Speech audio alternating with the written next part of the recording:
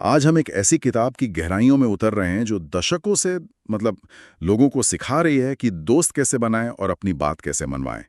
हमारे पास Dale Carnegie की क्लासिक किताब how to win friends and influence people का एक बेहतरीन हिंदी सार है, जिसमें कुछ बहुत दिलचस्प भारतीय उदाहरण भी हैं।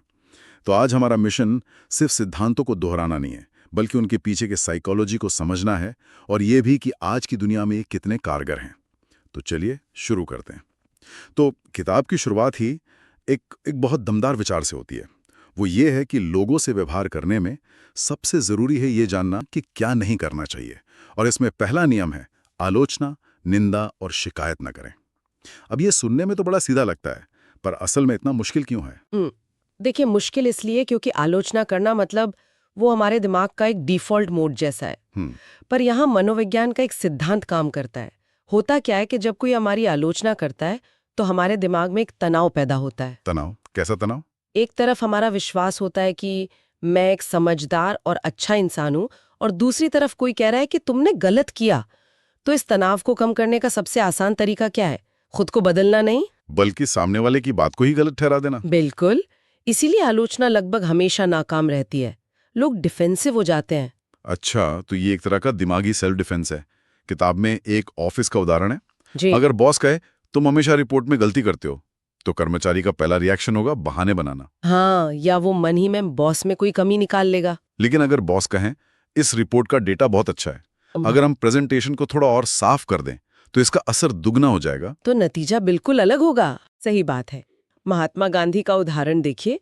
उन्होंने ब्रिटिश हुकूमत की सीधी आलोचना नहीं की, बल्कि भारतीयों को एक बेहतर भविष्य का सपना दिखाया। आलोचना नाराजगी पैदा करती है, प्रेरणा बदलाव लाती है। ठीक है, तो पहला नियम हुआ जहर घोलने से बचें।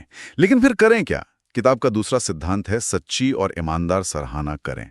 पर यहाँ एक सवाल उठता है, सच्ची तारीफ और चापलूसी, इसमें फर्क कैसे करें? क्योंकि चापलूसी तो लोग तुरंत पकड़ लेते हैं। ये बहुत ही जरूरी सवाल है, और इनमें फर्क बहुत साफ है। चापलूसी अक्सर बहुत जनरल होती है, जैसे आप बहुत अच्छे लीडर हैं। इसका मकसद सिर्फ अपना फायदा निकालना होता है। लेकिन सच्ची सराहना हमेशा स्पेसिफिक होती है। स्पेसिफिक मतलब आप ये कहें कि कल उस मुश्किल मीटिंग में आपने जिस तरह से शांत रहकर सबको बोलने का मौका दिया, वो वाकई सीखने लायक था। एक खोखली है, दूसरी सच्ची। अच्छा। रतन टाटा का उदाहरण लीजिए। वो अपने कर्मचारियों के नाम और उनके काम की छोटी छोटी बारीकियों को याद रखने के लिए जाने जाते थे।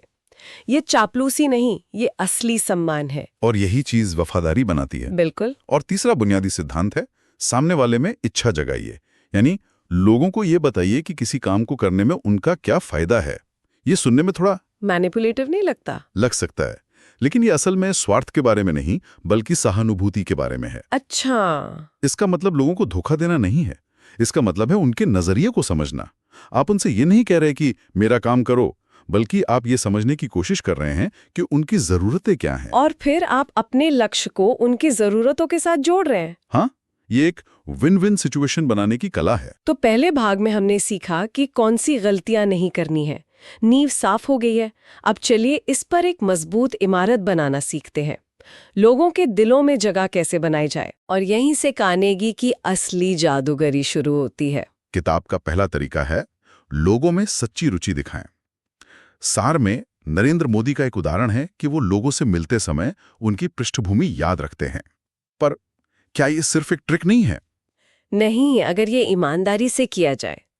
देखिए, हम सब अपनी अपनी कहानी के हीरो हैं। सही बात है। हमें अपने बारे में बात करना पसंद है। जब कोई सच में हम में रुचि दिखाता है, सवाल पूछता है, हमारी बातें ध्यान से सुनता है, तो हमें अच्छा महसूस होता है।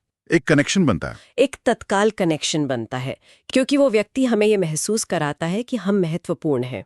अगला सिद्धांत सुनने में बहुत आसान लगता है, मुस्कुराइए। पर क्या ये इतना सीधा है? आज की कॉर्पोरेट दुनिया में क्या एक मुस्कान को कमजोरी नहीं समझा जा सकता? असली गर्मजोशी की सोचिए। एक मुस्कान सामने वाले के दिमाग को सिग्नल देती है कि आप सुरक्षित हैं, मैं खतरा नहीं हूं। अच्छा। ये बिना एक शब्द कहे तनाव कम कर देती है। विराट कोहली जब मैदान पर मुस्कुराते हैं तो उनकी आक्रामकता के बावजूद प्रशंसकों को उनसे एक जुड़ाव महसूस होता है। और फिर आता है तीसरा नियम, किसी व्यक्ति का नाम याद रखना। कार्नेगी कहते हैं कि ये किसी भी भाषा में सबसे मधुर ध्वनि है। ये इतना शक्तिशाली क्यों है?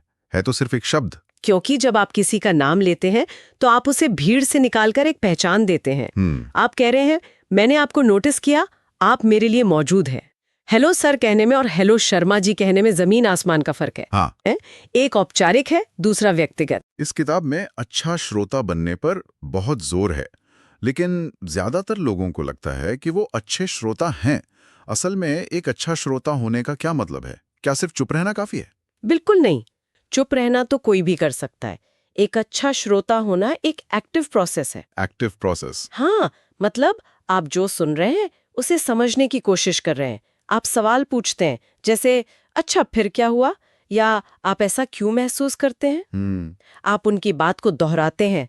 तो आप ये कह रहे हैं, जब आप ऐसा करते हैं तो आप सिर्फ जानकारी नहीं बल्कि भावनाएं भी समझते हैं। और इसी से जुड़ा है अगला सिद्धांत, सामने वाले की रुचि के बारे में बात करें और उन्हें महत्वपूर्ण महसूस कराएं। हाँ, क्योंकि दोनों का आधार एक ही है, बातचीत को मैं से हटाकर आप पर केंद्रित करना। मतलब अगर किसी को क्रिकेट पसंद है तो आईपीएल की बात करो। बिल्कुल, उनकी आंखें चमक उठेंगी। आप उनकी दुनिया में प्रवेश करते हैं और ऐसा करके आप अनजाने में ही उन्हें यह संदेश दे रहे होते हैं कि आपकी पसंद, आपकी राय मेरे लिए मायने रखती है। और हर इंसान को यही चाहिए, ये महसूस करना कि वो मायने रखता है। एग्जैक्टली। तो चलिए इसी पर आगे बात करते हैं। लोग आपको पसंद करने लगे हैं, लेकिन अब उन्हें अपनी बात के लिए सहमत कैसे करें? और यहीं पर सबसे बड़ा और सबसे मुश्किल नियम आता है। बहस से बचें।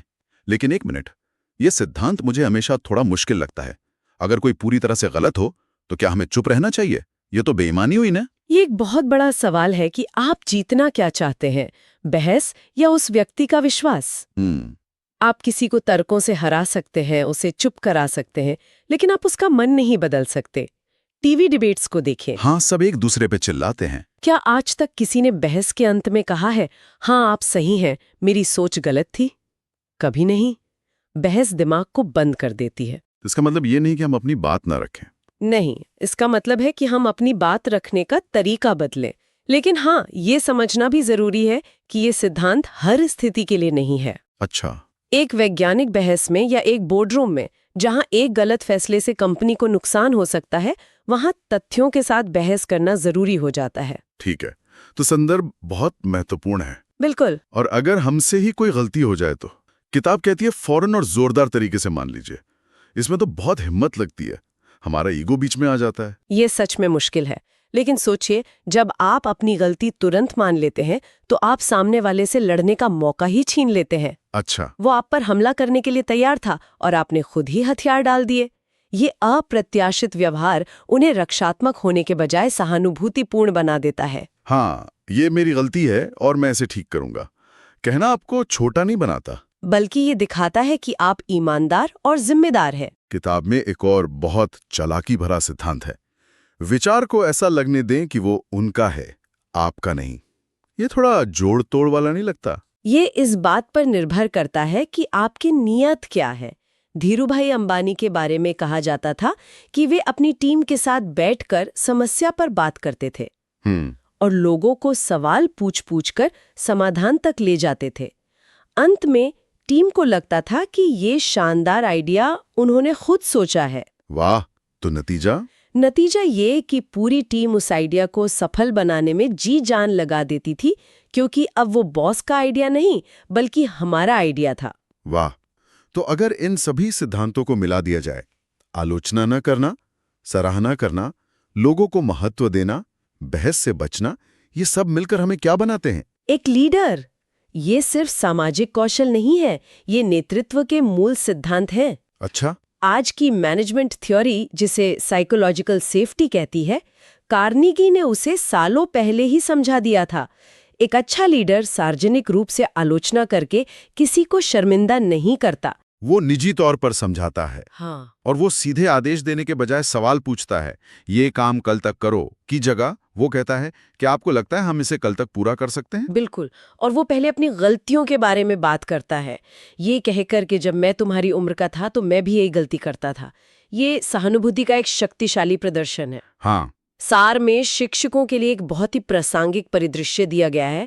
छात्रों को तुम आलसी हो कहने से बेहतर है ये कहना कि मुझे पता है तुम इससे कहीं ज्यादा बेहतर कर सकते हो, मैं तुम्हारी मदद कैसे करूं। ये तो बहुत बड़ा फर्क है। ये सिद्धांत सिर्फ एक बेहतर सेल्समैन या मैनेजर नहीं बनाते, ये एक बेहतर इंसान, एक बेहतर शिक्षक और एक बेहतर लीडर बनाते हैं। तो आज हमने डेल कार्नेगी के कुछ सबसे शक्तिशाली विचारों की गहराइयों को समझा। आलोचना के पीछे का मनोविज्ञान, सच्ची तारीफ और चापलूसी का फर्क, एक अच्छे श्रोता होने का असली मतलब, और ये कि बहस जीतने से ज्यादा जरूरी है दिल जीतना। अंत में स्रोत का एक शक्तिशाली उद्धरण है जो सब कुछ सारांशित करता है। हाँ, लोगों के साथ व्यवहार में सफलता दूसरे व्यक्ति के दृष्टिकोण को सहानुभूतिपूर्वक समझने पर निर्भर करती है। सब कुछ इसी एक वाक्य में छिपा है। और जाते जाते सोचने के लिए एक विचार छोड़ जाते हैं। ये सिद्धांत लगभग 1 सदी पहले लिखे गए थे, एक ऐसी दुनिया में जहां आमने सामने की बातचीत ही सब कुछ थी। आज की डिजिटल दुनिया में जहां हमारी ज्यादातर बातचीत टेक्स्ट, ईमेल और सोशल मीडिया के जरिए होती है, जहां भावनाओं को समझना और समझाना ज्यादा मुश्किल है, क्या ये सिद्धांत और भी ज्यादा महत्वपूर्ण हो गए हैं, या इन्हें आज की दुनिया में लागू करने के लिए हमें नए तरीकों की जरूरत है?